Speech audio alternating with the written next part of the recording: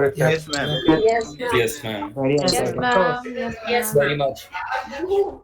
Even if this virtual, just let's just clap on our place, let the energy pump in. I'm really excited. It's gonna be a long journey starting from today to 10th of January. But we really want to see this energy stable throughout all the days of Android Study Jams. The recording has already started, and we are all set to start with the induction session. So, without further ado, welcome to Android Study Jams. And me and my team, like we all introduced ourselves, are really excited to tell you more about what are Android Study Jams, what are the expectations, what are the rewards for your hard work, and also walk you through Kotlin 101 concepts. Before we start, just setting up some ground rules, be present. There is a lot of information that will be shared throughout the session. So try taking notes if you want along the way. Be curious, ask questions if you have any. Share this information with the relevant folks, and keep sharing your feedback in the chat section. The chat section is open for everyone to engage and respect each other. There might be diverse set of opinions coming in. There might be information or something that you may not like during the session. But respect each other's thoughts, respect each other while each of them are free to share their thoughts and opinions. A lot of information that will be shared here shall remain in the room itself. So avoid taking screenshots, posting it here and there.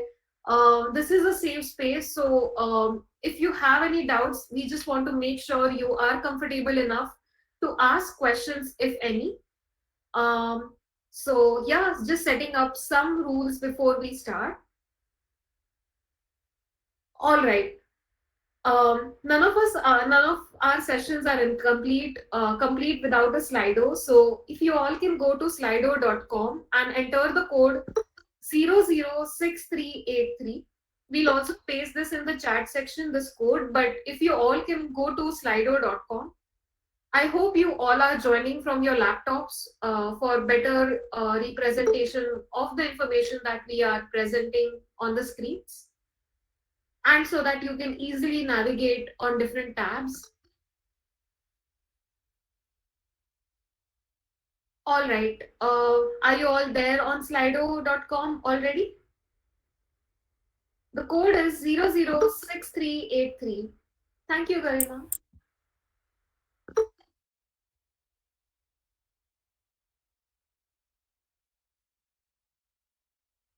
All right. I'm also going to slido.com. Give me a minute. Okay. So the first question for all of you is, which is that one app you cannot live without? Think of a mobile application that you use every day, or maybe every hour, or every 5 minutes, maybe. And that app which makes your life impossible to survive without. It could be Zomato, it could be WhatsApp, it could be LinkedIn, it could be Google Meet for some of you. So let's look at the results in the results section. Okay, alarm clock. This is an interesting answer. Camera. Wow, someone is really into photography. WhatsApp, YouTube. Amazing. So a lot of diverse response, but I think WhatsApp, Instagram, YouTube, LinkedIn is the most common one among so many others. All right. Some of you said Instagram Reels. I'm going to talk to you in the end and ask you what type of Reels do you enjoy, and if you can share with us as well towards the end. Okay, let's go on to another question that we have for all of you today. Which website you feel was a mobile app? So, is there any website you think could have been a mobile application according to you? Anything. It could be a flight booking website. It could be, oh, GitHub. Interesting. Lead code. Swiggy already has an app. your college website, okay, you wish it were an app. We hope towards the end of this campaign you are able to do that for your college. Messenger is an app already. Figma, Wikipedia, interesting. Firebase, okay. GitLab, Skillshare, Lead Code, okay. 2 more seconds for those of you who want to participate. Okay. So there are so many websites which we think could be an app yet, but are not a mobile app. Which means you all know that there is a reason specific which could have been there to make your life easy using a mobile app, and you know why mobile apps exist over a website. Okay, so let's get back to the session now. Taking a pause from Slido. Thank you everyone who participated in the Slido, and now coming to sharing more information about the mobile world. So, in this pandemic situation, regardless to say, most of the things went digital, and things that could not go digital because we had to maintain physical distancing, and because we were not able to step outside our homes. Those things which were not digital made our life really difficult. So, COVID-19 has made a lot of impact, and it was important to go digital and has created a lot of impact in the mobile industry. And a country like India, we see that everyone has a phone today. May that be our day to day helpers, may that be senior citizens in our homes. So I know my grandmom is on WhatsApp. She regularly checks all the messages in the family group. There are so many things that she looks up to when it comes to WhatsApp, YouTube, and things like that. So regardless of age, economic boundaries, everyone has a smartphone today, and we are expected to reach 760 million smartphone users by the end of 2021. And India is a mobile first market, so it may not be feasible for everyone to buy a laptop or an iPad, but mobile is something most of them have, and is affordable to many of them in the country. So, why do you think it's important to make a mobile app? So, when I asked you this question, which website do you think could be a mobile application? Most of you had thoughts on your mind that if it were an app installed on your phones, your life could have been very, very different. Or think of it in other way. If WhatsApp or Instagram or YouTube were not apps and were websites, life would have been so different, right? So if you were to check messages from your friends, you would not open the website over and over again to check if there was some message from your friend on WhatsApp. So regardless to say, it's the most efficient and effective way to reach users, engage with customers. So apps like Zomato and Swiggy make the most benefit by sending interesting notifications to their customers, making them feel connected and involved, and encouraging them to use the app on a regular basis. And it also gives you visibility. So if you were to say order food from a website on Zomato, or if it was not a website, if it was not a mobile application, and if you had to call Zomato and place your order, think of millions of users who place their order at the same time and are trying to call Zomato and Swiggy to order food. Life would have been very, very difficult. So a lot of startups have become popular because of the incentives they had for users to download their application. They got a lot of visibility because their apps were providing one feature over other to their end users, and hence they become popular. So Android is a vibrant ecosystem, and there are more than 2.5 billion global devices which have Android as an operating system. And Android continues to thrive an innovative and open mobile platform which is built for everyone. So, like I mentioned, mobile apps are accessible for everyone, like senior citizens or kids, both of them.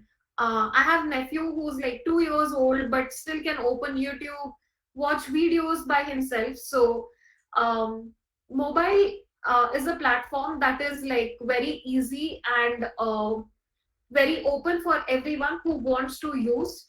And developers like you are making digital experiences amazing across different users in the world. Yeah, this ecosystem is vibrant, and all of you who signed up as facilitators who will be training more students to learn Android, you are going to help so many more so many developers to build applications for this Android platform, and adding to this already amazing, vibrant ecosystem. All right. Then comes the question, what is Kotlin? We all spoke about Android, we all spoke about how vibrant this ecosystem is. Then what is Kotlin?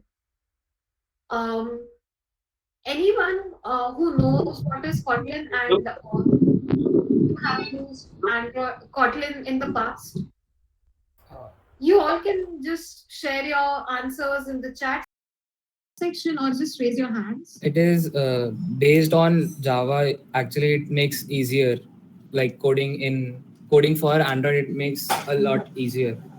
It has less boilerplate codes when compared to Java. Okay. Okay. Much less clutter compared to Java. Right. Yes, ma'am. If someone starts with Java, then it will Kotlin be based easier on to Java. yeah. Okay. So Google promoting Java because of the Google versus Oracle.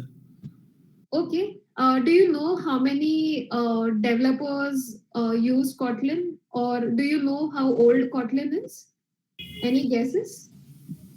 It was Around 10 years old. 15 years old. 10. officially Years old. 9 years old. was from 2019. 2017. Officially Okay, answer is on the screen itself. Kotlin was introduced in 2010 already by JetBrains, and it's 11 years old. So this was just to check your attention. I know a lot of you are sharing your contacts in the chat section, but try to pay attention on the screen as well. Try to grab as much as information as you can. I'm sure this is going to help you as well as facilitators to plan sessions for students in your campuses and share this information with them as well. Um, yeah, Kotlin is an expressive, statically typed language. It was developed by JetBrains in 2010, and it's free, it's open source, and has been used by over 5.8 million developers across the world. So it's a very stable language and has been trusted by enterprises as well as startups across the globe. It's one of the most loved languages in the world, and there was a survey that was ran by Stack Overflow in 2020, and it was amongst the most loved language among so many other programming languages through a survey that Stack Overflow did. And there are amazing and very popular applications which are using Kotlin today. So I'm sure you all know about Flipkart, and Flipkart mentioned that it took 20% less time to build stable version of their application when they started using Kotlin for their production level application. And the developers had to write 30% less code as compared to Java, saving a lot of time for the developers and making it productive for the developers as well. So there was another testimonial that Android tech lead from Flipkart mentioned that during an internal survey that they did in Flipkart, 50% of developers mentioned that they'd provide smaller estimates to complete a feature if the module was written in Kotlin. So when a developer had to provide estimated time to complete an application or a code, They said that they require half of the time it would take than writing a code in Java. It's a very powerful language and has amazing features. Lalit will tell you more about it in Kotlin 101 session. But to tell you more about Kotlin, 70% of the top 1,000 applications use Kotlin in their code, and 60% professional Android developers use Kotlin. So the majority is already inching towards Kotlin in 2021, and more to come with amazing developers who would start developing amazing apps using Kotlin. All right. And need not say that Google is also using Kotlin in its production level applications, and a lot of amazing apps that you use on a daily basis are using Kotlin. So 60 apps and counting which are developed by Google are using Kotlin for its production level applications.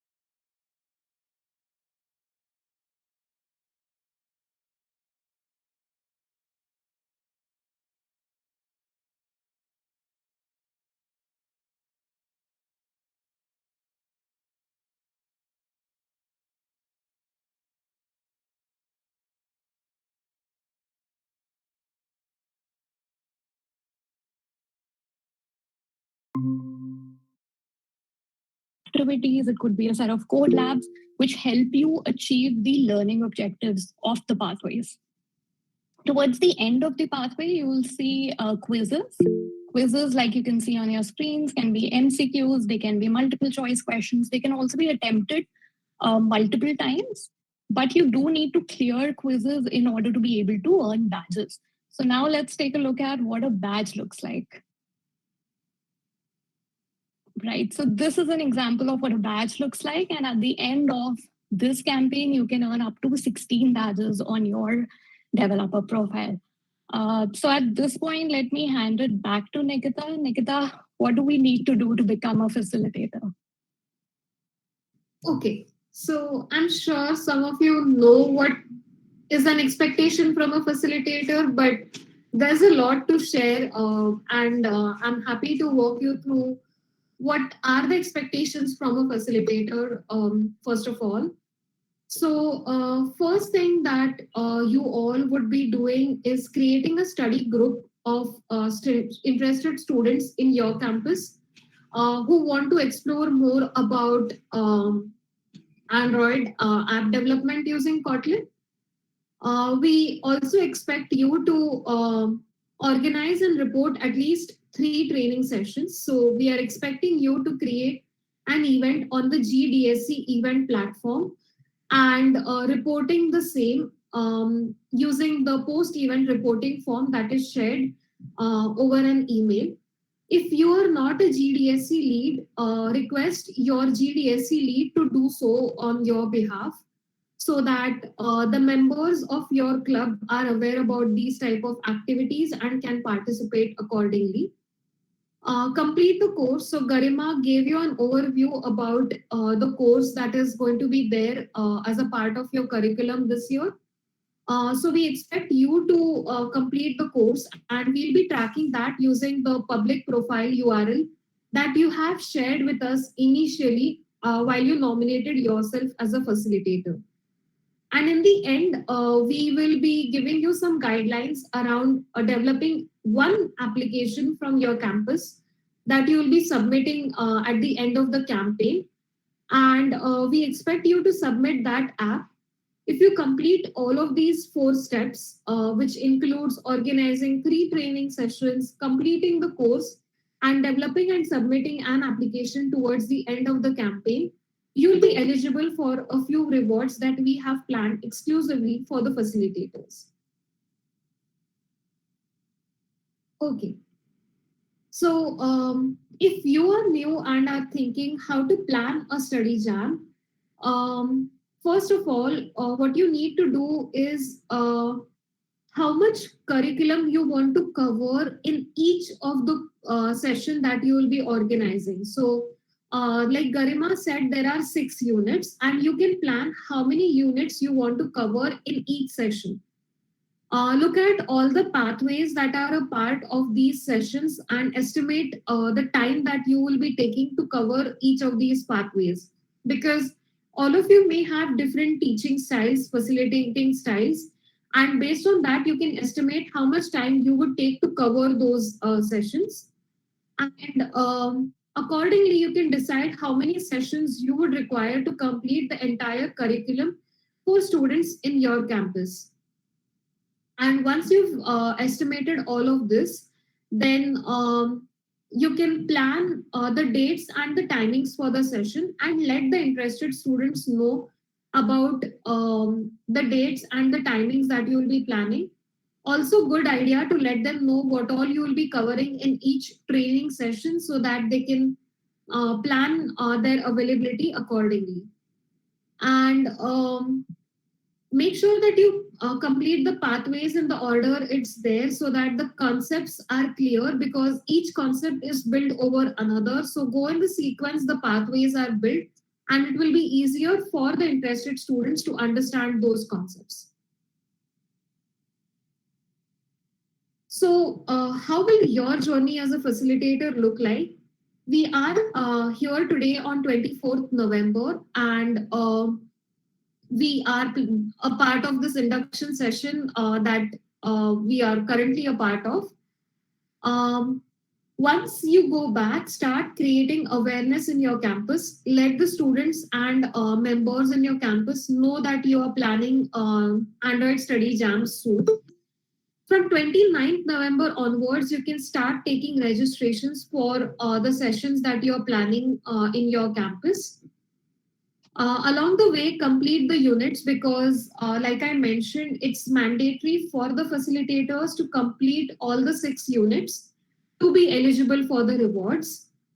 Towards December, we'll also be organizing some sessions for you to with the Google Play team to let you know what are the expectations while you're planning to deploy your applications on Google Play Store. Learn more about Android tools, how to troubleshoot, debug using Android Studio, and also explore the path to certification. Because as facilitators, you will be eligible to apply for certifications. And once you complete those successfully before 1st of March, we'll be supporting the certification fees for that.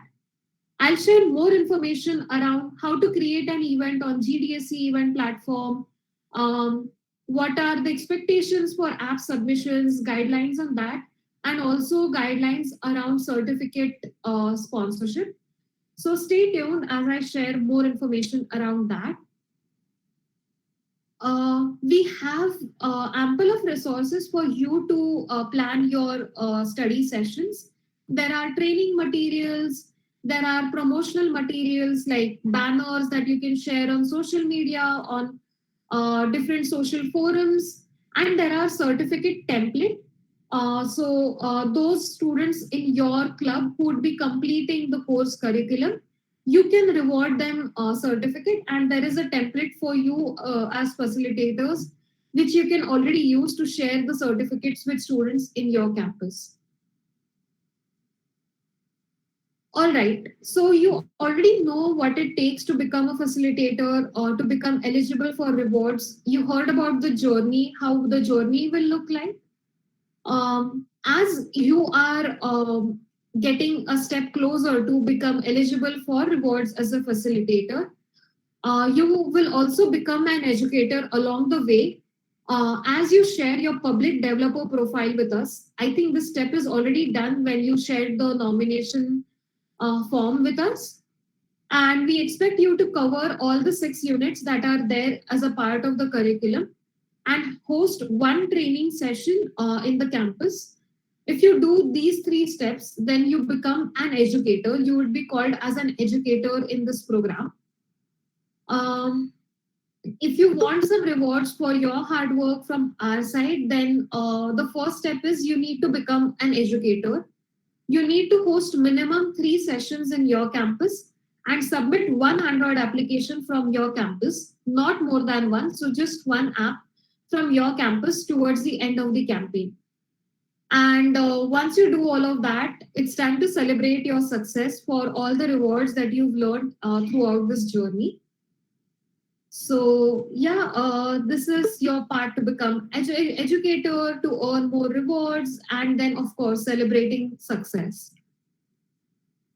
So for those of you who are DSC leads and still are not aware about how to create an event on the GDSC event platform, I'm going to share my screen and walk you on how to create an event on GDSC event platform. So go to your dashboard. First of all, go to gdsc.community.dev and go to your event dashboard. Once you do that, I'm going to select my account. Okay, for now, I'm going to select a random account. Select towards the top right, you see create a new event. There is a drop down. So click on that and you can select Android Study Jams. It could be virtual or in person. You can select either of those based on the type of event you will be hosting. For some of you, it's still virtual. For many of you, it's in person. So select either of the tag accordingly. Once you select that, the platform is pretty intuitive. You need to add the title of the event. It can be Android Study Jams and a small description about the event. Select the topic as Android. Make sure you are following this about selecting the topic as Android. And add the agenda, the timing of the event, select the date, timing of the event.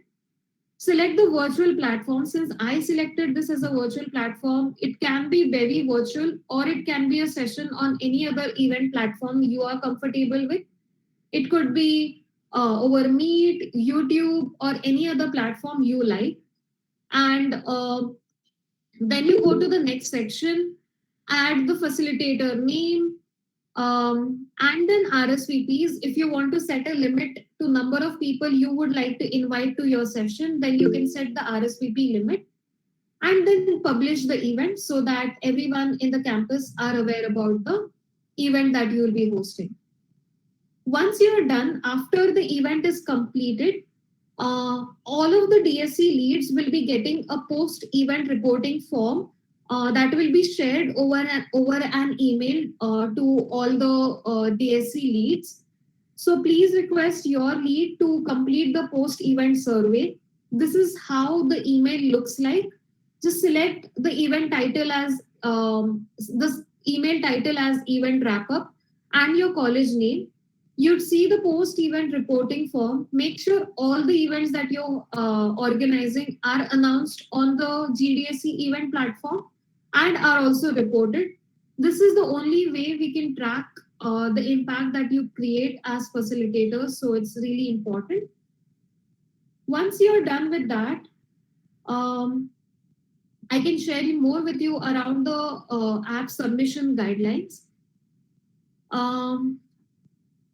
Okay, but so far I hope it was clear for everyone around what are like how to create an event and things like that, how to report the event.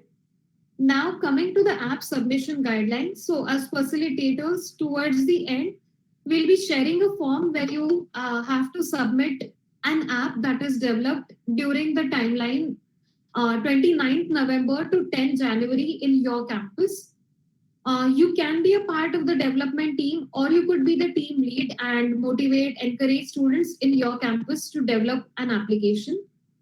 There are 3 broad themes that we have decided under which you are required to develop the application. You can go to this link bit.ly.asj_appsg. There is where there is all the information around app submission and the guidelines around that. While you're developing the application, you can use Android Studio to build the application. Use Kotlin as a primary language for your application and introduce or implement at least 3 concepts using Kotlin. Make use of Android Jetpack libraries. Have 2 to 3 screens minimum. It's up to you if you want to go beyond that, but 2 to 3 screens minimum is what we are expecting. And navigation, show navigation between screens in your application. Use live data, view model, room database throughout the application. And like I mentioned, the application needs to be developed between 29th November to 10th of January. The code needs to be open sourced on GitHub.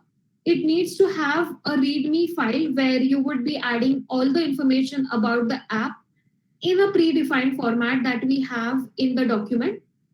And a facilitator can only submit 1 application on behalf of their team or chapter.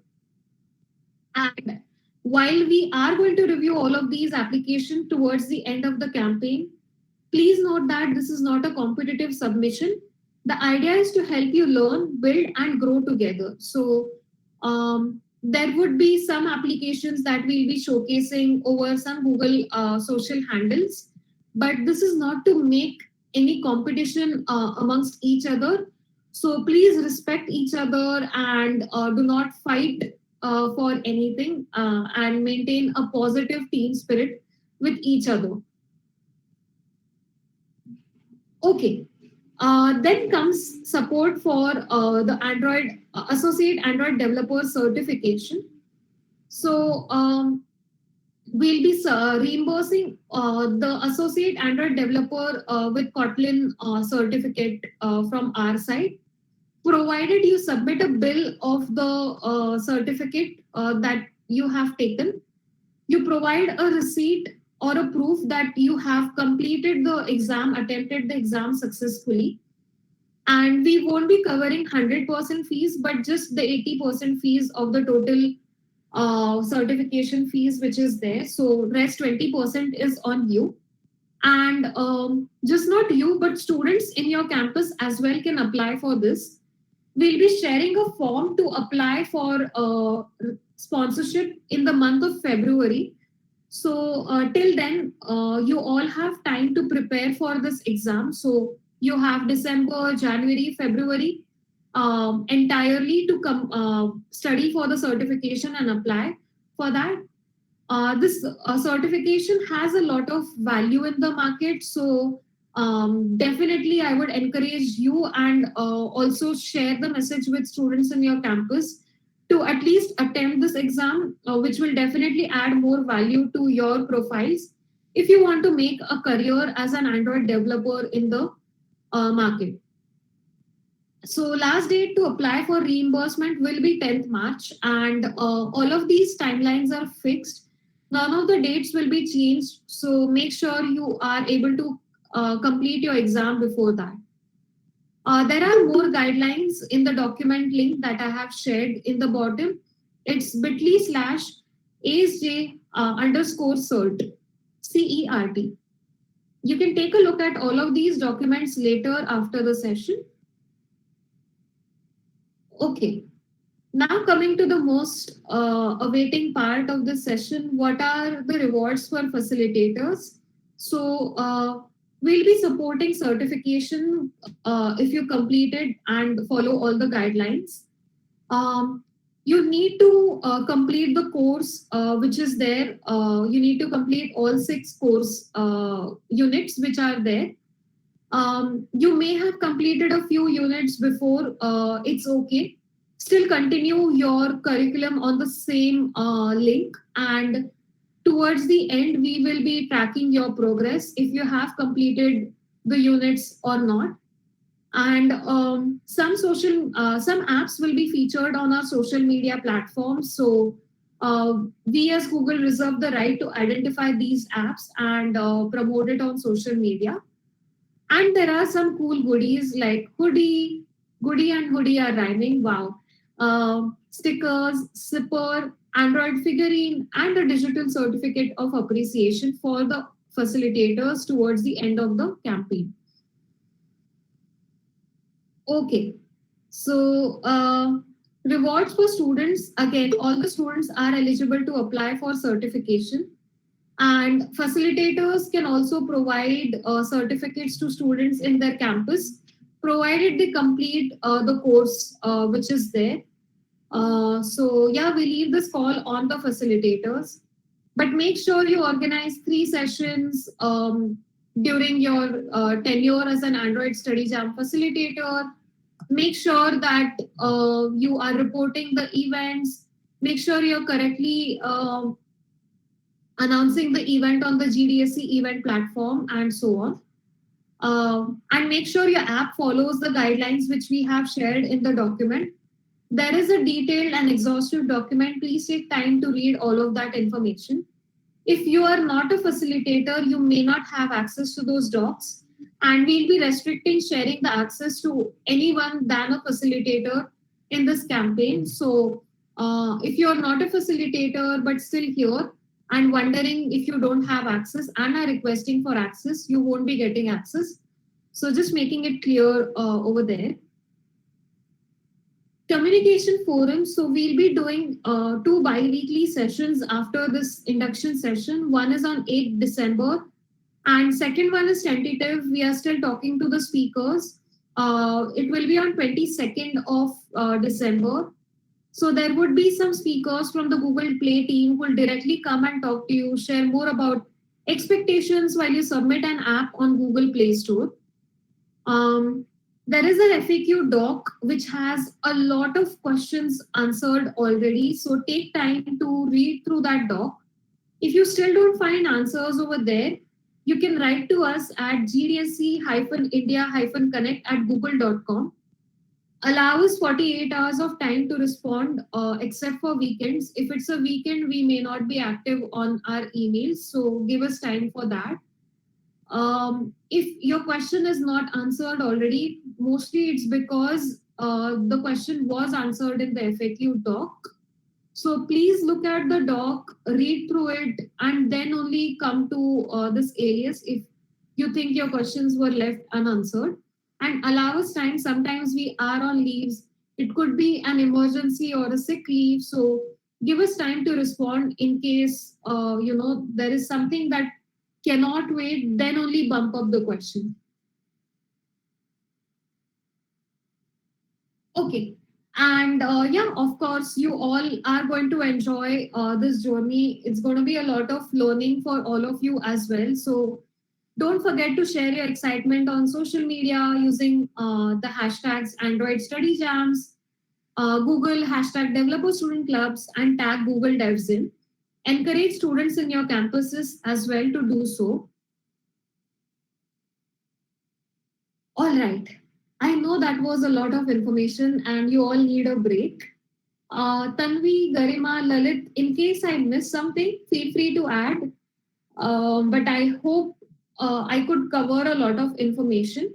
In interest of time, I may not have gone in depth about a few things, but that information is already captured in the document. So please take time to look at those documents, read through it, and then ask questions if any.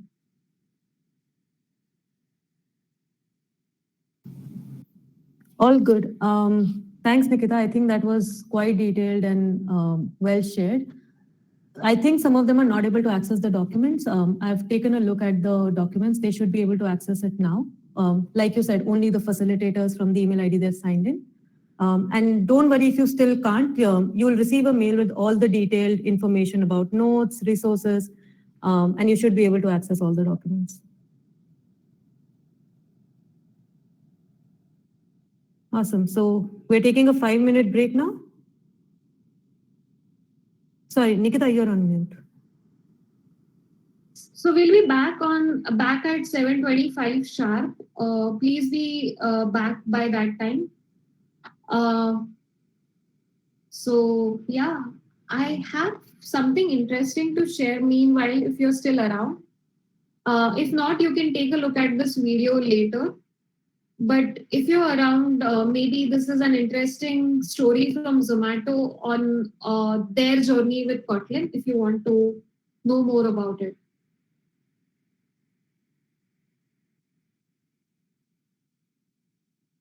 Is it audible? No. No, ma'am. No.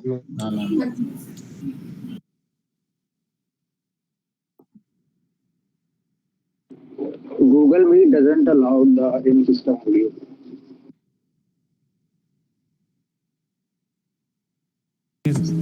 More than 150 million. Zomato was started as an app which lets you browse digital menus. Now we are this big food tech company that is operational in 24 countries. More than 150 million users visit the platform every month. We are available in 10 languages. And on the delivery side, we have a fleet of around 60,000 delivery riders.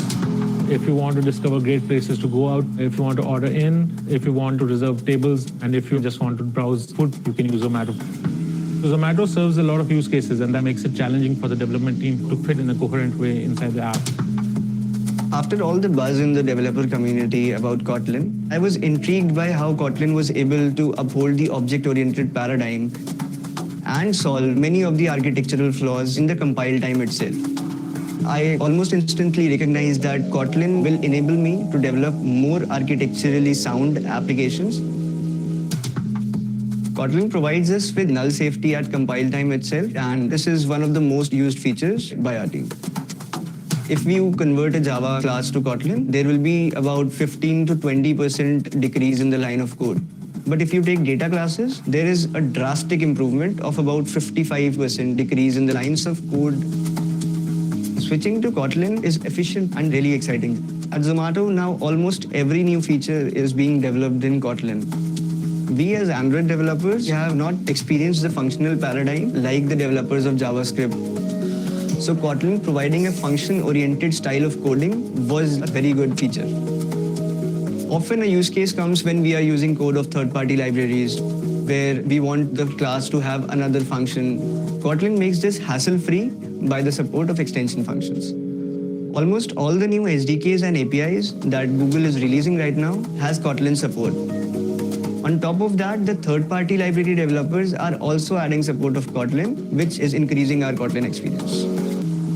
Zomato is rated 4.3 on the Google Play Store, and we've been lucky with the support of the ecosystem that Android provides. I would recommend switching to Kotlin because of its interoperability with Java. With recent updates, Android Studio has drastically improved Kotlin support. It is almost frictionless.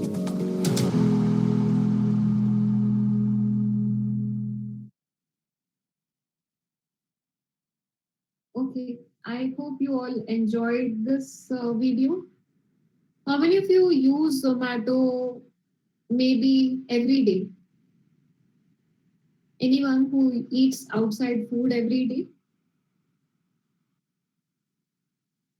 Very often. Okay, how many of you use Zomato on a weekly basis? I just ordered today. How many of you use Zomato on a monthly basis? I do. Is there anyone, My locality doesn't support Zomato. is there anyone who's not used Zomato at all? Pizza देख के अभी हो गया It's me. It's me. Oh wow. Any particular reason you did not try Zomato yet? Fitness reasons, I guess. Fitness reason. Okay. Interesting. So what food do you prefer? Because I know Zomato has some salads and diet food as well. Home cooked food is always better. Oh, okay. Nice one. So do you follow Rujuta Divekar? Any favorite dietitian who's recommended this, or this is just your gut feeling? Like I did not follow much of them. Like the people you talked about, I don't know about them. Just got into my fitness journey. Kind of very excited right. Okay. I see a lot of you are Swiggy fans. Just to let you all know, Swiggy also uses Kotlin. We did not share that journey yet, but yeah, Swiggy also uses Kotlin. All right, I think we should start with the next module already. So I am going to... Zomato was started as an app which lets you browse. Okay, I think we should start already. So what I'm going to do is invite Lalit on screen, who's going to walk you with Kotlin concepts. So Lalit is the community manager for the faculty training program in India. Over to you, Lalit. Welcome. Hey, thanks, Nikita. Thanks, team, and welcome aboard, guys. Huge shout out to you all for sticking so long. I'm really excited to be here, and seeing the energy in the chat has really pumped me off. I really wanted to answer a few of the questions, but as Tanvi said, that we will take the last few minutes to answer those questions. So welcome aboard. So what exactly we are going to do in this last session? I'm going to cover some of the Kotlin 101 topics with you. And by seeing the initial response of few of the students, I feel like most of you already know the language, and it's going to be easy for me. And for those who are really new to the language, for them also, it's going to be a really good session. And during the session, let's just make it interactive the way you have been already making it in the chat. We will be talking to each other, and we will be asking some questions also. Let's just respond to that, and let's just make this another half an hour much more interactive. Now, before we go on and the topics we're going to cover, let's just again go to our favorite one of the responses slides, slido.com. This is the code. You guys can open up this slido.com. 006383. And let's just see how many of you have actually created the apps in Kotlin language. I saw few of you were already answering few of the questions initially. So let me just also present. Can we change the question, Nikita?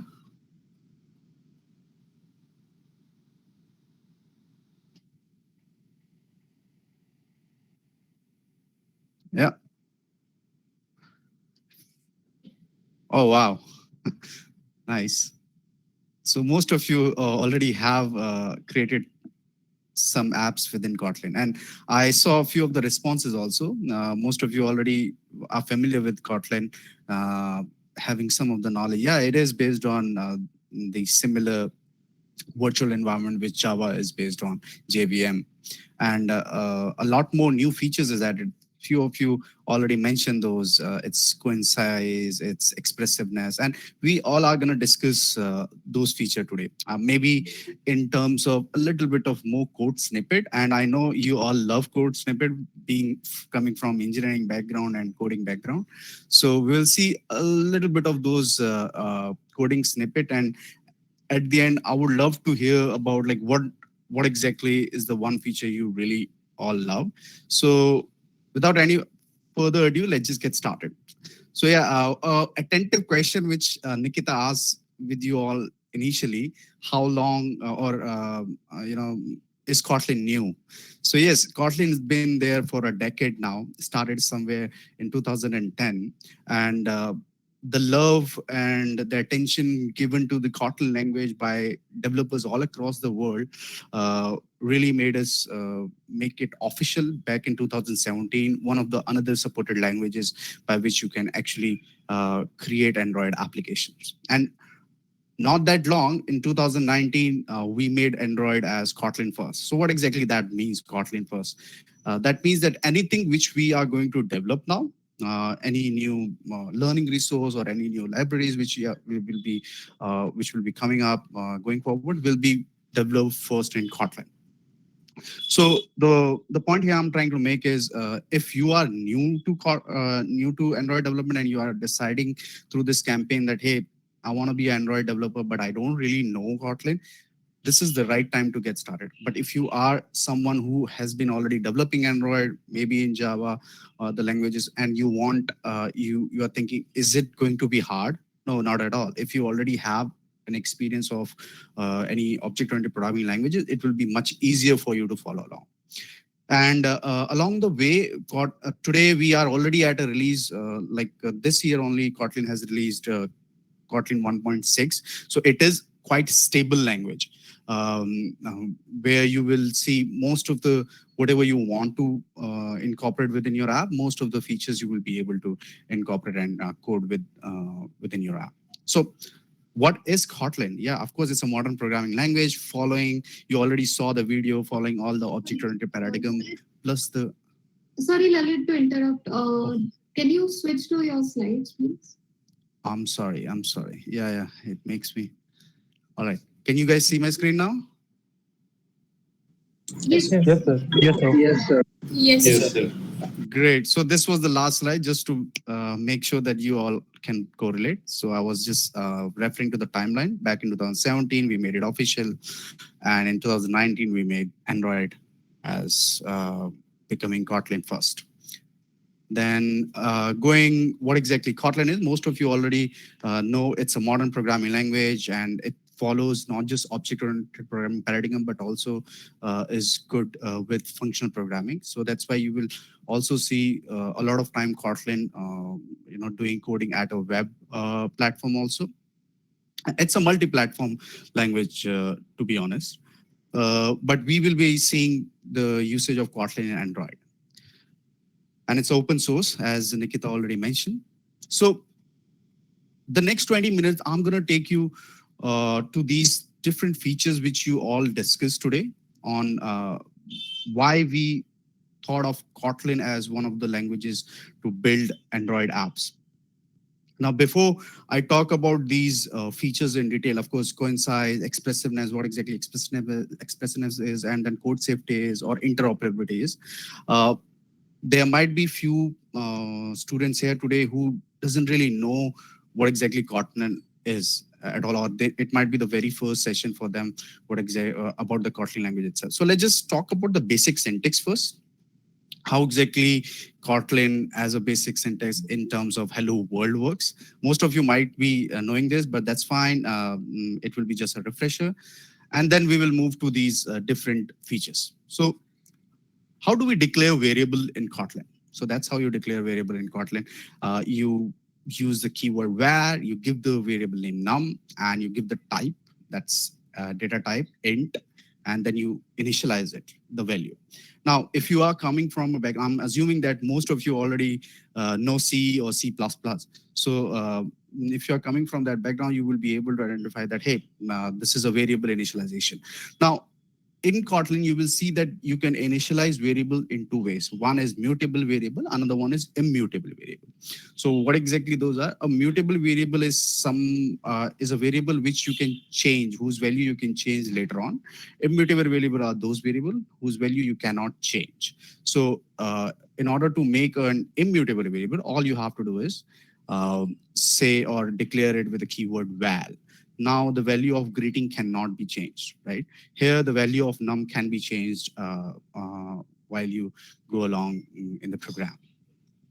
Now, just like any other language, in other languages, you see the primitive data types. Here also in Kotlin, you have all the primitive data types using int, double, boolean, char, string, and the operations also, all the arithmetic operations or increment or decrement operators. So you won't find, or you won't be feeling it's like any alien language. So whatever you have been doing, a lot of syntax will be familiar to you.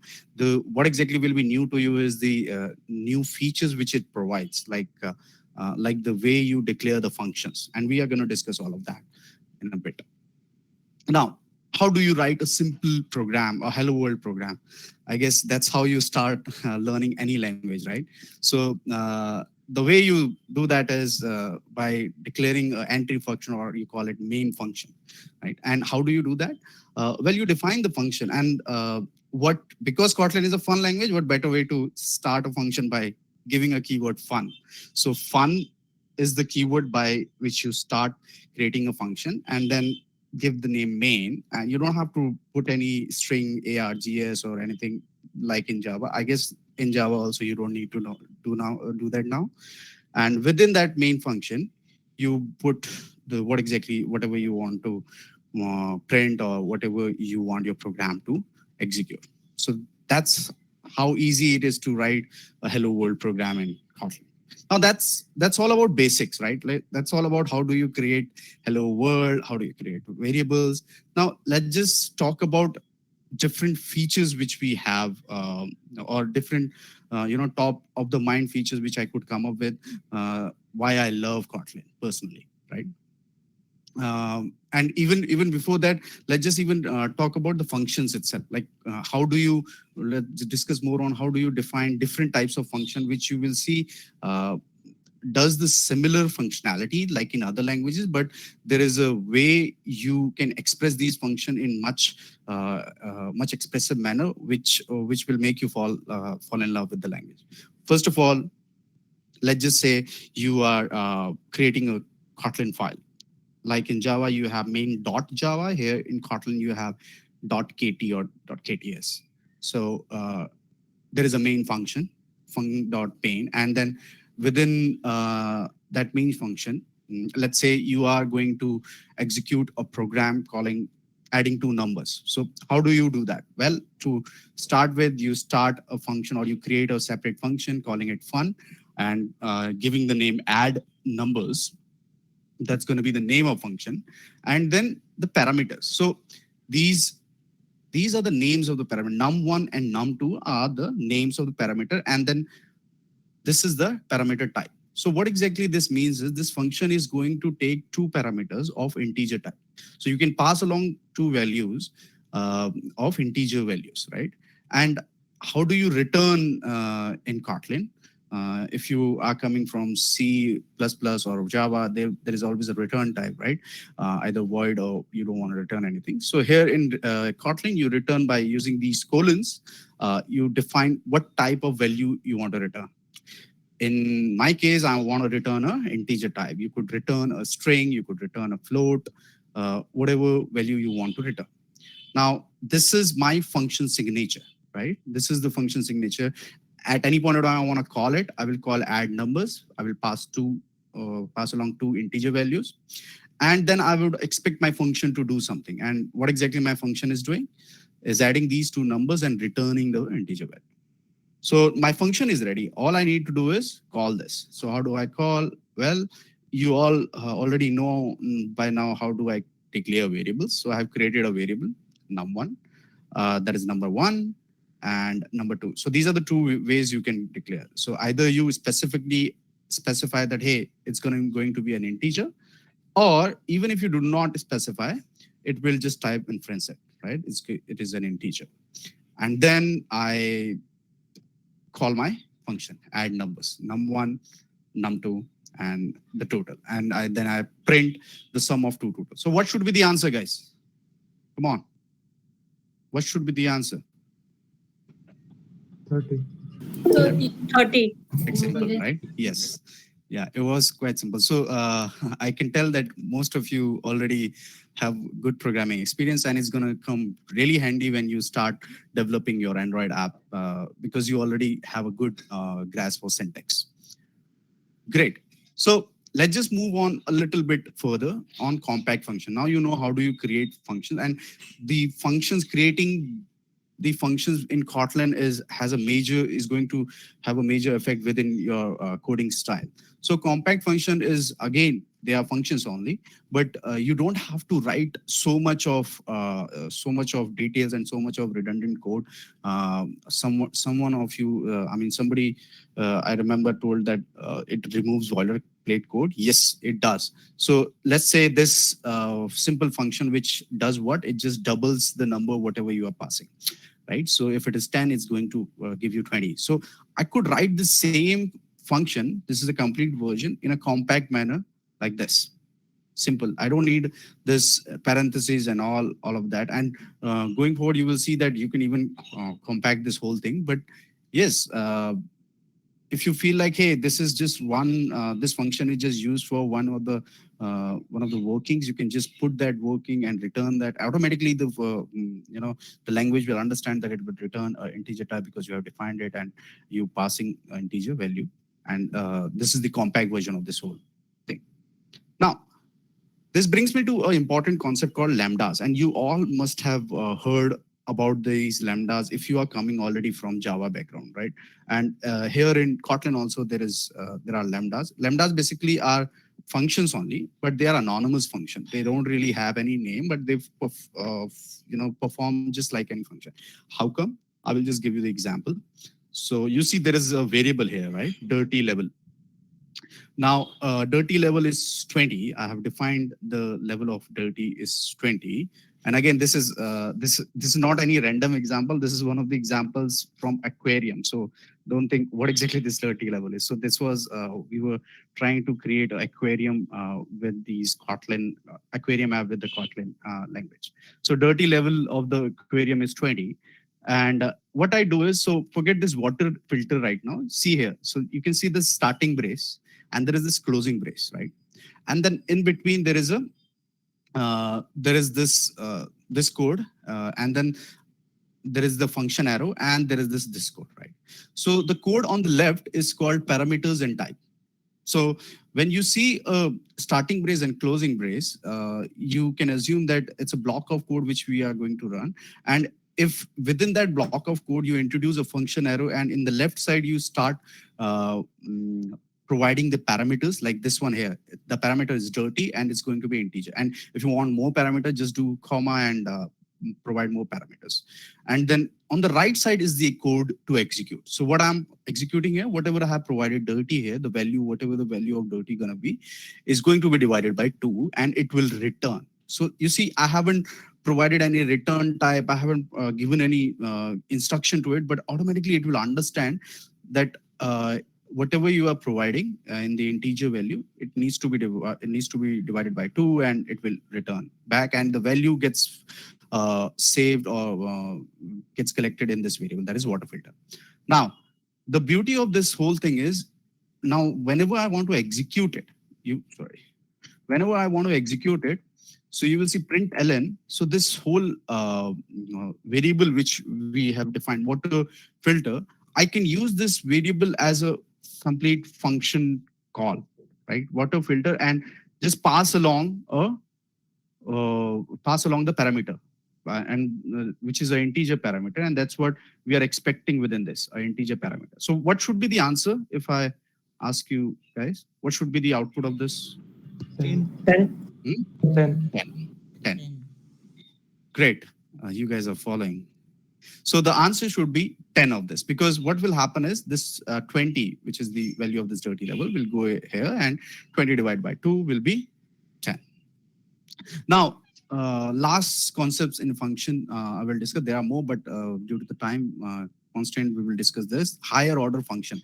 Again, in Kotlin, like I said, its functions are really powerful. You can not just pass functions as parameter, even you can return functions in Kotlin. So for example, here you can see there is a function calling encode message, and what exactly this function does is it takes a parameter as a string, and then it also takes a function which returns string as a parameter. I know it sounds confusing, but try to imagine it that, hey, the one parameter it's taking is a string. Another parameter which it is taking is a function which returns string, right? And this whole function itself also returns string. Now, how do I use this kind of functionality? So this is another function which is adding, which is returning string. So how do I use this whole functionality? So what I do is I define a variable, and in this variable, as you can see, it's going to be parameter string, and it's a lambda array, right? What exactly this is doing? It's going to change this whole thing into uppercase, whatever the string which you will be passing as enc1 as a variable. So it's the same thing which you just learned in the lambdas. And then in the println, I'm using this function, which is the higher order function. I'm passing the value a string ABC, and then I'm passing this function, which I have just created, the lambda function. So what will happen? What will be the output of this? This ABC will become what? Capital ABC. Capital ABC. So that's how the higher order function works. Now, great. A lot of coding now. Now let's just talk about features, coincide and readability. Now, coincide and readability is, some of you already mentioned it. So what exactly this coincides and readability? You might have already seen the example. Like, in order to provide this much of functionality in any other language, you might have to code a lot, right? Here in Kotlin, let's say, so how many of you are familiar with this? What is this? Can I take a guess? Yes, Nikita. Okay, so I remember I started my app development with Java, and there were some areas of code which were so lengthy that I had to write 3 separate files to cover everything. But Kotlin is amazing. Do you want to share more on how Kotlin makes it easy? Yeah, I mean, some of you might have already guessed it. This is one of the Java Beans file where you define getters, setters, and every time you define a new Java Bean file, like let's say an esport player. I remember some of you also mentioned the app you cannot live without. Someone mentioned PUBG also. So, so I'm guessing they will be able to get familiar with it. So this whole big file, you can write this thing just within one line. How amazing it is. You don't have to write anything else. That's all. And you can still use this whole class just like you were using, or you will be utilizing your Java file. Now that's how expressive and concise Kotlin is. And that's why you must have heard testimonies from Nikita also, Flipkart sharing that, hey, 50% of the code has been reduced. So because of these concise features. Now, if I were to use this, how do I use it? Well, you create a object. And the way we create an object in Kotlin is just defining the class name esport player. And I give the character ID, I give the name and the value. I stay in the city, Delhi.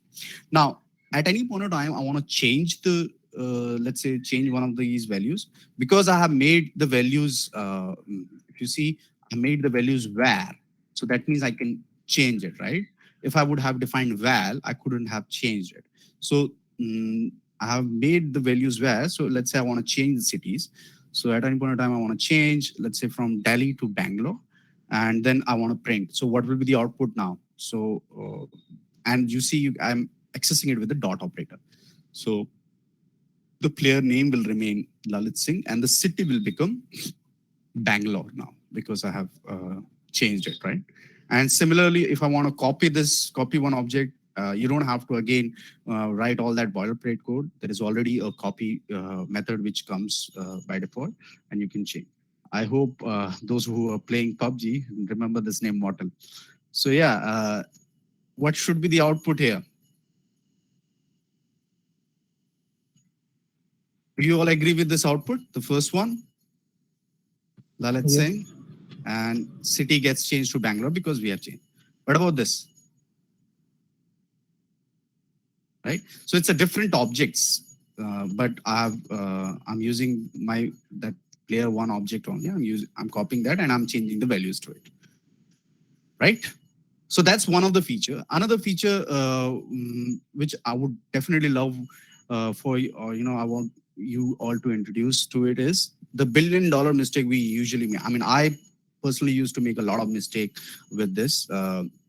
That's whenever there is a lot of, when I'm doing coding, I forgot to initialize something, and that used to give me a error, null pointer exception. Now in Kotlin, you don't have to worry about that.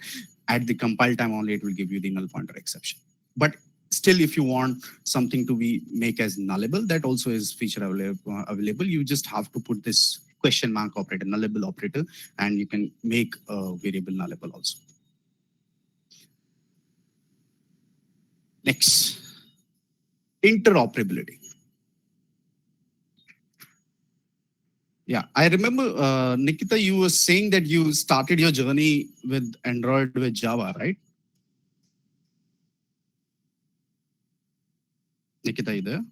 Oh, I guess Nikita is not there. But I remember before the session, Sorry, I was on mute while I was speaking, but I had a question. Like, if we were to switch our application from Java to Kotlin, is it possible to do so? Yeah, definitely. And this is a good question, actually, Nikita. And I saw a few questions like similar to this in the chat also. So if you are an Android developer who started his journey with Java and they already have an app and now they want to switch to Kotlin or continue the rest of the app in Kotlin, is it possible? Yes, it is possible because Kotlin is interoperable, 100% interoperable with Java. So even if you have, like, let's say Java libraries like ArrayList or Calendar APIs, which the classes which are written in Java, you will be still able to use in Kotlin just like they are part of Java, right? So you don't have to worry about, hey, this is a new language and I need to work from very starting. Why do you think we were able to work so well with our partners like Flipkart and all? They all started with Java, right? Slowly and gradually now all their app is totally 100% functional in Kotlin. Now, not just that, Kotlin is also a tool friendly. I mean, it's not just supported by their own IDE, IntelliJ IDE, but Android Studio, you will be working a lot within the course, Android Basics course itself on Android Studio. And then Eclipse IDE, if somebody still loves the old school Eclipse also, you can use the Kotlin, and you can also use it in a standalone compiler. Now, after hearing all of these features, why Kotlin for Android, right?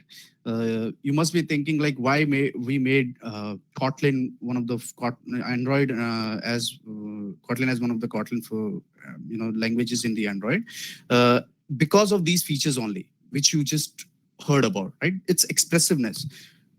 All those long and multiple files, which Nikita was also talking, and you must have already experienced, they all can be just,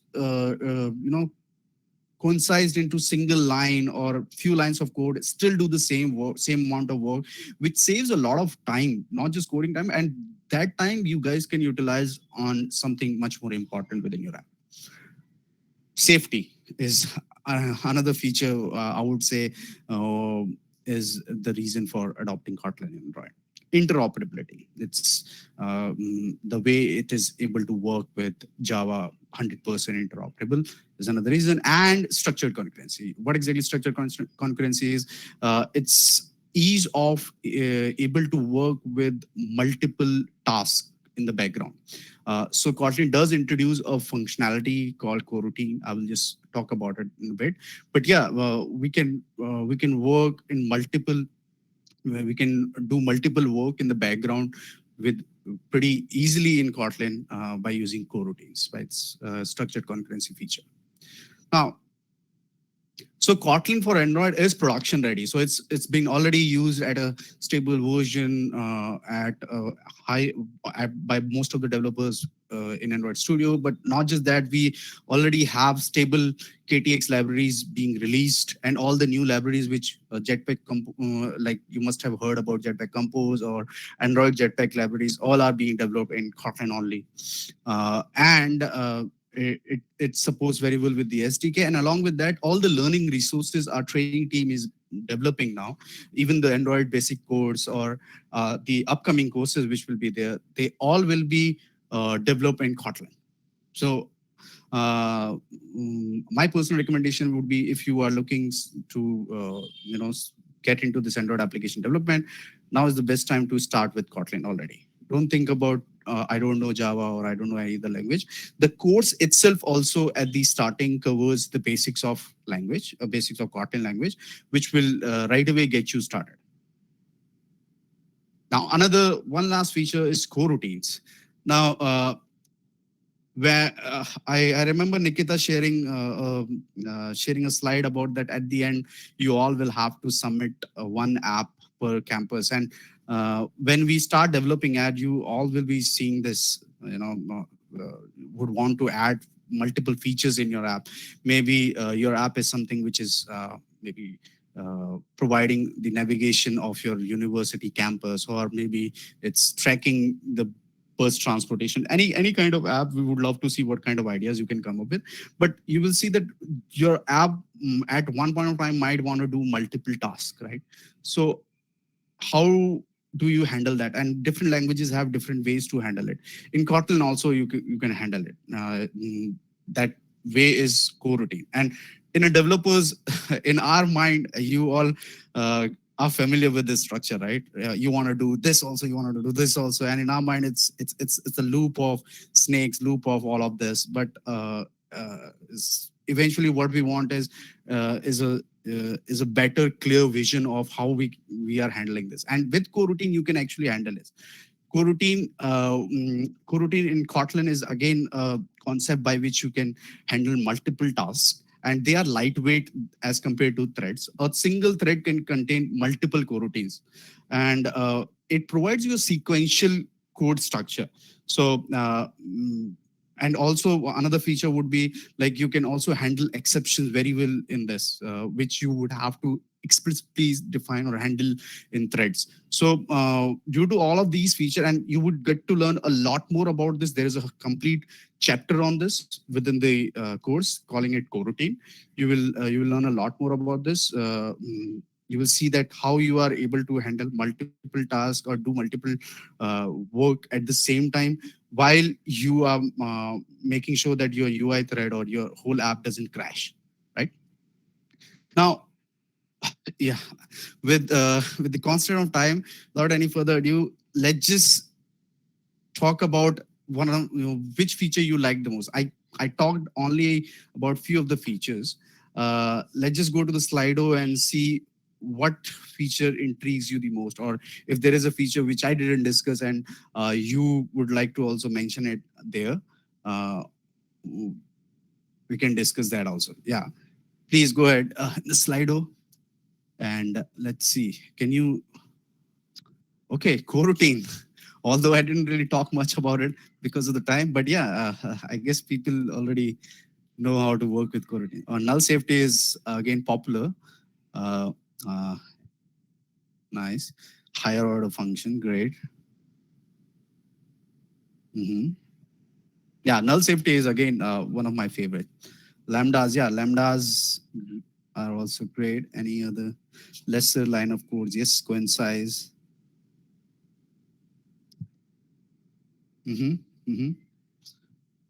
Jetpack Compose. Yeah, you will see a lot of, so in this course, you will see, you will be developing the apps with the Android Jetpack libraries only. May not be Jetpack Compose, but Jetpack library. Jetpack Compose, it's still, we are still working on the course, but this course will not include the Jetpack Compose.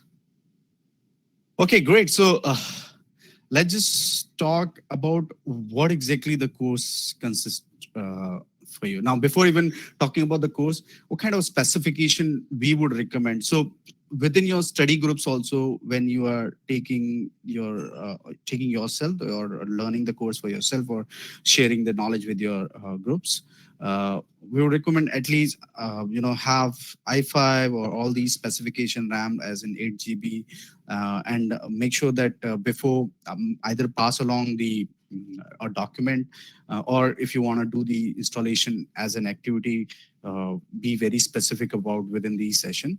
Make sure the softwares are installed pretty well, because until unless the softwares are not installed pretty well, if there are any SDK or APIs missing, then it's not a good experience for your for your students or among the community, and they will lose the interest. So make sure that the first part, the installation and all of that requirement and hardware specification is good. Then talking about the course, so in course there will be basically 6 units, and for those who have already gone through Android basic course later, previous this year, we have introduced a new unit 6 work manager, or and another one connecting to the internet and room database also. So if you have already completed the previous one, just complete the remaining also and share your developer profile with us, and we will be able to track that developer profile to check whether you have completed and earned all the badges, and accordingly team will let you know about the rewards and all. So what exactly the course consists of? 6 units. In the first unit, you will be, like I said, if you are new to the programming, fine, no worries.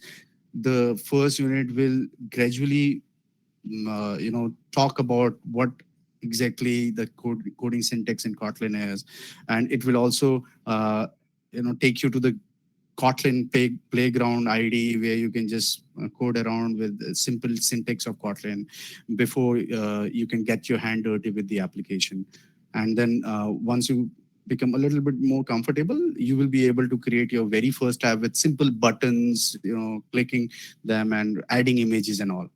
And second unit is where you will be introduced to different layouts, how to make your application look good, and how to present a larger kind of data using recycler view and all of that. And unit 3 is where you will be introduced to the Jetpack navigation libraries also, where you will get to know about how do you transfer from different screens, one screen to another screen. And we would highly recommend using navigation libraries within your apps also. I know there is an intent also, but start using the navigation libraries within your apps also. And going further, you will also get to know how do you connect to the internet in your unit 4 by using retrofit APIs, and also how you can use room database or view model classes using and view binding, create a complete architecture component, a robust architecture component for your application, and create a good application out of it. And at last, you will be introduced to the work manager also, which we have introduced recently. If your app is doing multiple tasks at the same time, so it multiple tasks, and there might be some tasks which you want to schedule for a specific timing also, it is a good idea to use work manager at the point of time. Right. All right. So with that, that's all I had to share. I will stop now. I will take it, Nikita, if you want to take it back, and if you guys have any question, we'll be happy to answer. Yeah, first of all, Lalit, it was an amazing session. And I could learn a lot about Kotlin from you. And I see a lot of them were discussing as well in the chat section. Did you all enjoy the session? Yes, ma'am. Yes. Absolutely. Yes, ma'am. Yes. Yes, ma'am. Yes. Thank you, sir, for the Yes, ma'am. opportunity. Thank you, sir, for the informative session. Thank you, Lalit. It was really nice. I'll take questions from the Q&A section that you all have already started putting where you've already started putting your questions one by one. So please add your questions in the queue so that I can take them one after another. The first question is by Avinash, who's asked, what is the preferred team size? We don't have any number on what is your preferable team size. It could be 5 for some of you, it could be 10, it could be 20. So we leave this call on the facilitator on what is the preferred team size you want to have for the app development. Will be provided a problem statement for the app or free to choose app you want. So there are 3 problem statements that we would be encouraging you to create an app. All of these problem statements are listed in the app submission document guideline. So please take a look at the document. It has a lot of information around the app themes. Primarily, these are the 3 themes we have created. One is college or university app. Second is community app. And third is private or individual solution app. Please read the document because it has more details around those themes. So we highly encourage you to take a look at the document. Then Dhwani has a question. If we invite someone as a guest speaker for Android Dev and host event under Android Study Jam, will it be counted? Dhwani, as long as you're covering the core concepts that are a part of the curriculum and are helping students complete those courses, yes, it will be counted under Android Study Jams. There is no registration limit that we have set from our side. It's up to you on how many folks you can manage at the same time. So we leave this call on you as a facilitator. When will be the material available for everyone? Can you be specific about what materials you're looking at? Because the one-page document has all the links, all the materials shared already. So if there is anything specific you're looking at, please point us to it. Are there any rewards for students who complete all the pathways? Yes, as facilitators, you can grant them a course completion certificate from your side. The template link is available already in the one-page document that we've created for you. So please take a look at that, and it should cover all the information for that. Will the events host? Oh, Dhwani has a lot of questions, I see. Will the events hosted after 29th be counted, or events before or on 29th be counted too? From 29th, events on 29th will also be counted. I like the permutation and combinations you make out of the given guidelines. Do we have to complete all the pathways using the developer ID we submitted in the form? Yes. There is where we are going to track all your completion information. So continue using the same URL. What if someone has already completed some badges? I think I covered this already. So if someone has completed some badges and you are left to complete the remaining of those, you can still continue using the same URL, and that should not be a problem. Are there any milestones like in cloud? No milestones. Complete the track and you're eligible for rewards from our side as facilitators, along with other things like app submission, submitting the post-event reporting form, and so on. What is the preferred team size? I think I answered this already. Do participants have to use new email ID since they've already earned badges? I think already covered. You don't have to create a new profile. You can continue on the existing profile, even if you've completed some units already in the past. If you have any queries, where can you ask questions? You can directly send an email to gdscindia@google.com. I think this was one of the slides where we mentioned the alias where you can reach out to us. It's gdsc-india-connect@google.com. So you can reach out to us there. Will we get $25? No, we won't be giving any sponsorship for the developer account that you need to create for Play Store publishing. That's completely on you. Is there any platform like Slack or Google Groups created for facilitators? There is no platform like Slack, but if you have any specific questions, you can reach out to us at gdsc-india-connect@google.com and we can answer your questions. But like I mentioned, give us 48 hours of time to respond on weekdays. On weekends, we won't be available. So please keep that time in buffer while you have any questions for us.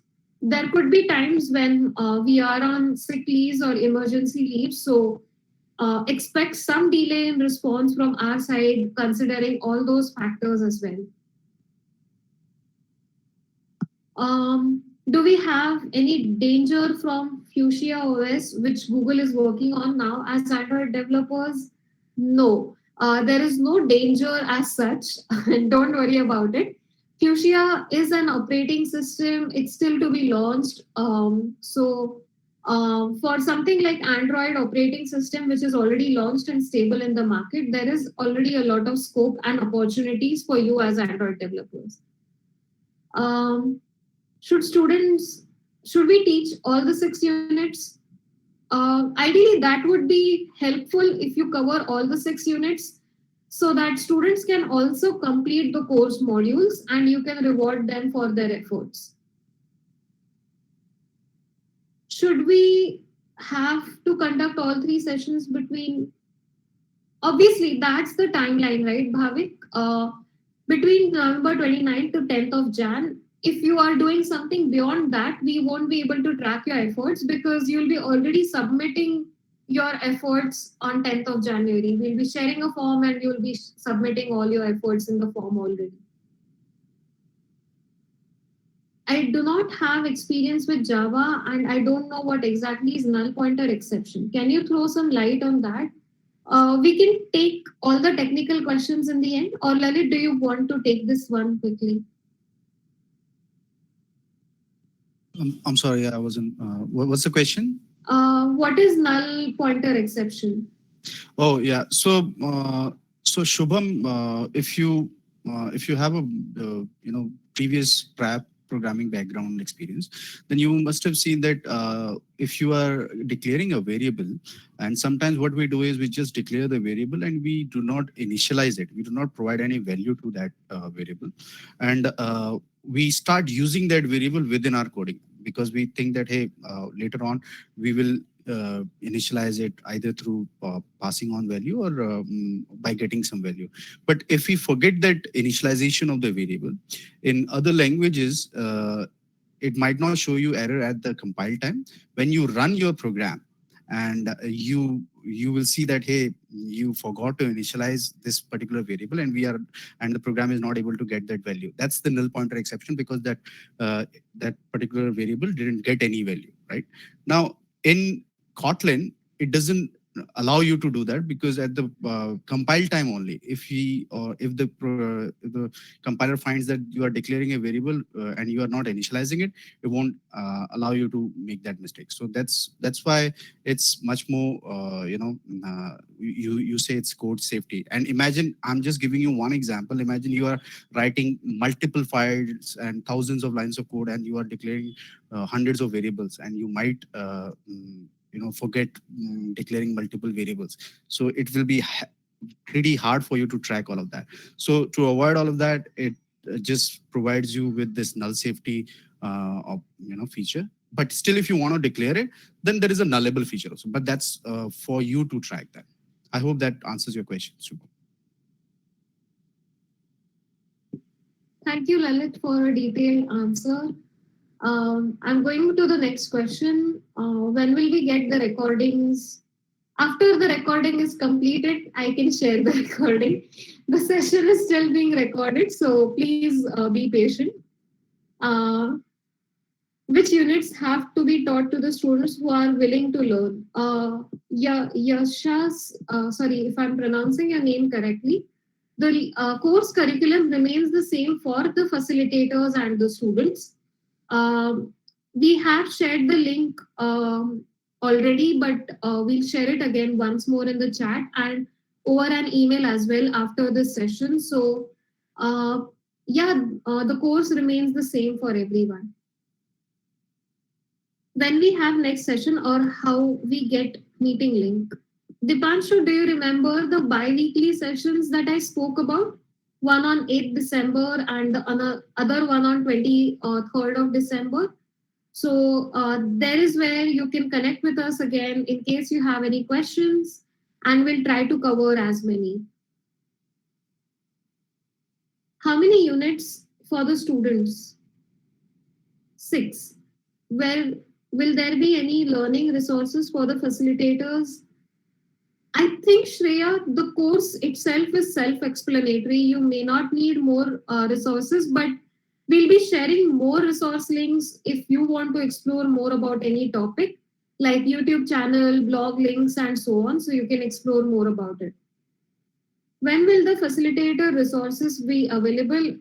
It's already there in the one-stop document. I don't know if there is anything specific you're looking at. Is it necessary to complete all 6 units? Of course, if you don't complete all 6 units, it doesn't mean you completed the course, right? The post-event app should be made by me, the facilitator, or attendees. I think, Dhruv, you missed major of the information. The DSC lead needs to complete the post-event survey, which is shared with the DSC leads after the event is wrapped up over an email. After the session is done, I encourage you to take a look at the recording. So maybe if you were not able to connect with few information that we shared during the call, that will be helpful for you. Should we collaborate on the app through an open source project kind of thing? There are a lot of guidelines around app submission. Open source means you need to keep your code open source on GitHub, which means the code is publicly available. So we'll be tracking all of your code, evaluating it accordingly. We can use any open source license for our app we will submit. Yeah, this is on you, Hemant.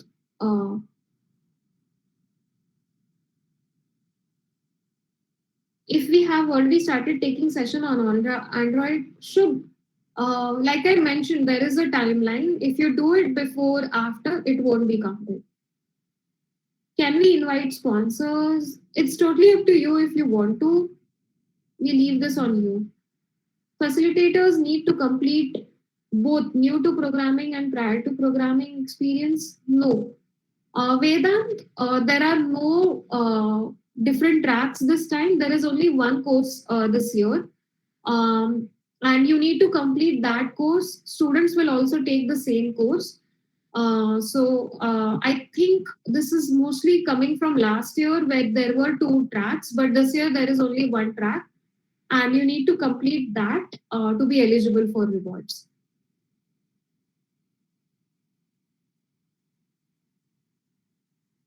Is it compulsory to use all three concepts? Yes, it's compulsory to use all three concepts as they are mentioned in the one-stop document and the app submission guideline document. How to complete the course though?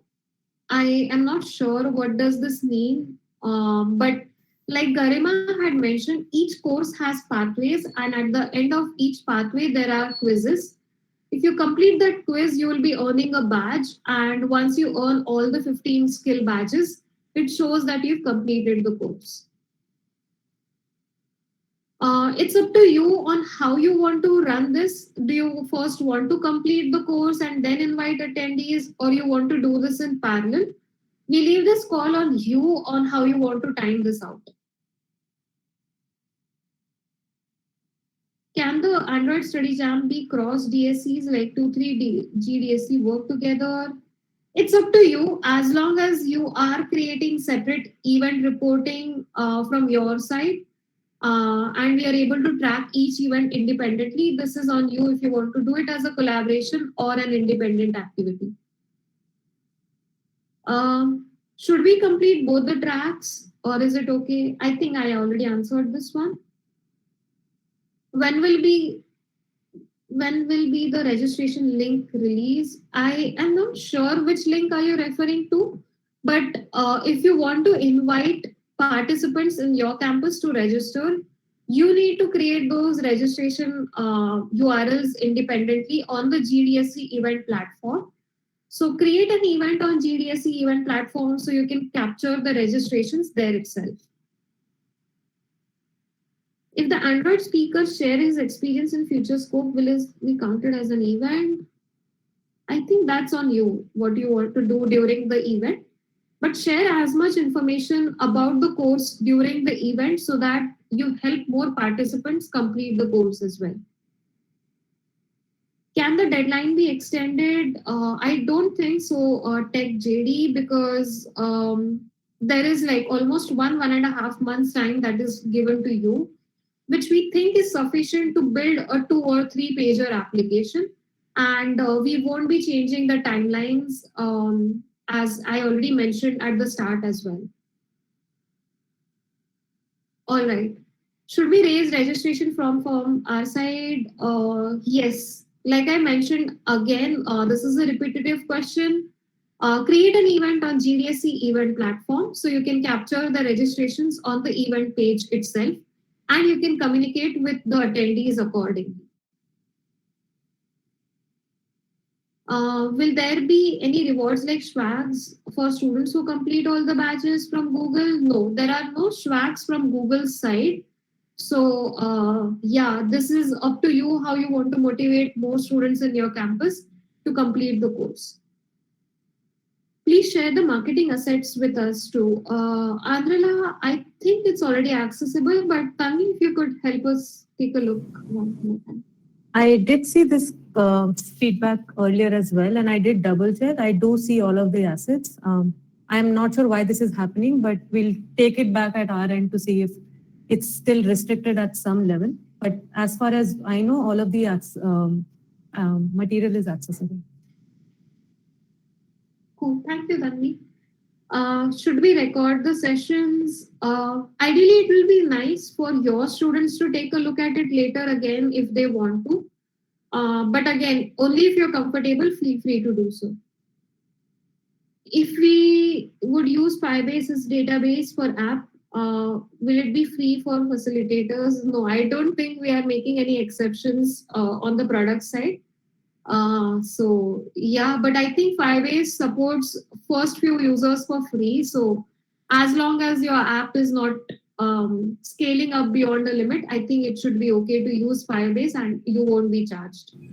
Hello. I'm sorry to interrupt you, Nikita, but I think the marketing assets is not accessible. It's showing that this folder is empty. Okay, we'll take a look like Tanvi mentioned. Yeah. How can we get the slides? We'll be sharing the slides through a summary email that will be shared with all the facilitators tomorrow.